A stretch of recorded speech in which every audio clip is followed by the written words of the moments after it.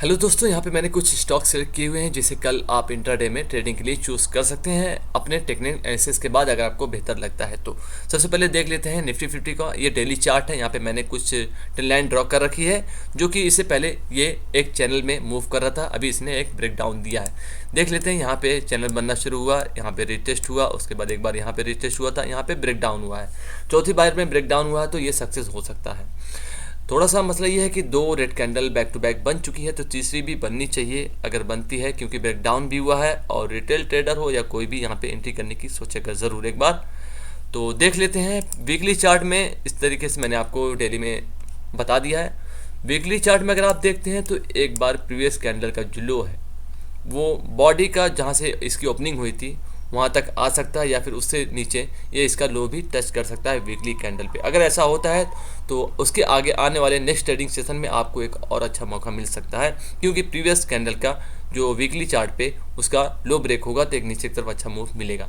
लेकिन उसके लिए थोड़ा सा आपके पास टाइम है। चलते हैं 15 मिनट के चार्ट पे। मैं निफ्टी 50 या बैंक निफ्टी के जो इंडेक्स के चार्ट को एक्सप्लेन बहुत अच्छे तरीके से नहीं कर पाता। ट्रेडिंग तो करता हूँ, वीडियोस भी आपको मिलती होंगी, और कल मैं स्टॉक में भी ट्रेड करने वाला हूँ। जो स्टॉक मैं आपको दे रहा हूँ मैं इसमें भी ट्रेड करूँगा।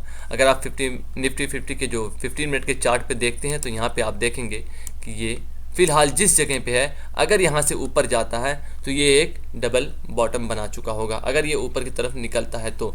लेकिन वहीं पे ये एक सपोर्ट के आसपास भी है, क्योंकि ये जो एरिया इसका है ये सपोर्ट की तरह काम कर सकता है। नेक्स्ट डे में अगर ऊपर जाता है तो आप यहाँ पे इसके ब्रेकआउट पे बाई कर सकते हैं डबल पैटर्न बनने के बाद 15 मिनट चार्ट पे, या फिर वेट कर सकते हैं ब्रेकडाउन का।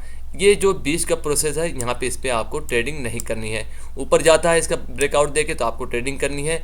उसमें आपको एक प्लस पॉइंट और मिलेगा, क्योंकि अगर प्राइस ऊपर जाती है तो ये फिर से चैनल के अंदर आ जाएगी और फिर से ऊपर की तरफ जाने की कोशिश करेगी।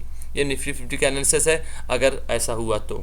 और नीचे की तरफ अगर यहाँ पे इसका ब्रेकडाउन होता है, जो प्राइस है कल का लो मान लीजिए, प्रीवियस ट्रेडिंग सेशन का लो अगर ब्रेक डाउन होता है तो फर्स्ट टारगेट हमारा होगा यहाँ पे 18,566 का या 18,570 के आसपास आप मान सकते हैं। अगर बहुत ज़्यादा मार्केट बेरिश रहा तो उसके बाद आप यहाँ पे फिर से एक टारगेट जो 18,500 के आसपास या 510 के आसपास मान सकते हैं, क्योंकि एक साइकोलॉजिकल लेवल है। अगर उसको ब्रेक करता है तो 20-30 पॉइंट और नीचे से आ सकता है, लेकिन हम उतना ज़्यादा नहीं सोचेंगे। चलते हैं निफ्टी बैंक पे।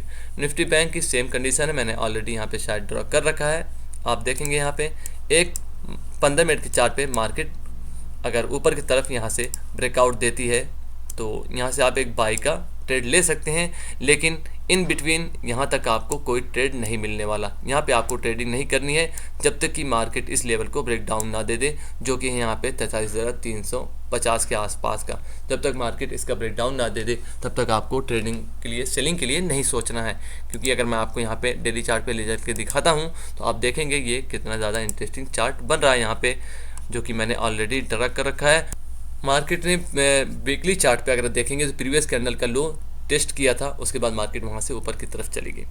तो इसका ब्रेकडाउन होना है। अगर ये ब्रेकडाउन होती है तो एक बार और आपको यहाँ पे अच्छा मूव मिलेगा। और अगर कल के सेशन में होता है बैंक निफ्टी और निफ्टी साथ में दोनों ऐसा करते हैं तो एक बेहतरीन मूव नीचे की तरफ मिलेगा। और स्टॉक भी कुछ इसी तरीके से मैंने सिलेक्ट किए हुए हैं। सबसे पहला स्टॉक यहाँ पे है टाइटन को मैं सबसे पहले आपको दिखा देता हूँ। यहाँ पे ये वीकली चार्ट है। पहली बार यहाँ से टाइटन गिरने की फिराक में, अगर यहाँ से गिरता है तो एक अच्छा मूव मिल सकता है। मैं वीडियो बनाने वाला था प्रीवियस ट्रेडिंग सेशन में कि यहाँ से मैं आपको पॉजिटिव दूंगा, लेकिन वीडियो नहीं बन पाई और इसका ब्रेकआउट भी नहीं हुआ और मार्केट नीचे की तरफ ब्रेकडाउन दे दिया है। और जो लास्ट में यहाँ से सेलर ने नीचे की तरफ मार्केट को लाने की कोशिश की है और ब्रेकडाउन हुआ है। इन 3-4 प्रीवियस कैंडल को आप देखते हैं।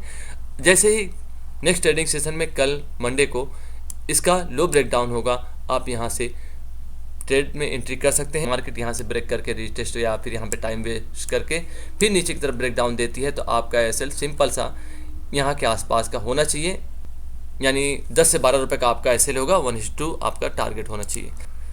वेदांता में अगर आप देखेंगे एक ट्रेंड लाइन का ब्रेक डाउन हुआ, जो कि मेरे हिसाब से मैंने यहाँ पे एक ट्रेंड लाइन बना रखी थी और यहाँ पे उससे बेहतर है, जो कि आप अगर यहाँ पे देखते हैं मार्केट ने काफ़ी वक्त टाइम वेस्ट किया है, उसके बाद ब्रेक डाउन दे रही है मार्केट, और ऐसा करती है तो उसके बाद यहाँ पे जो भी जिनका भी सेल होगा वो जाने वाले हैं। और जब ऐसा होता है तो मार्केट एक बार तेज़ी से नीचे आती है, विच मीन्स कि जैसे ही कल प्रीवियस कैंडल का लो यहाँ पे ट्रिगर होगा, आपको एंट्री करनी है और 15 मिनट के चार्ट के हिसाब से आपको यहाँ पे एसएल देना है। 2 से 3 रुपये का एसएल होगा और 1:2 आपका टारगेट होना चाहिए। और थर्ड स्टॉक यहाँ पे है SCL टेक, जिसे मैंने यहाँ पे बाई के लिए चूज़ किया है। अगर मार्केट मौका देती है तो हम यहाँ पे एंट्री करेंगे बाई के लिए।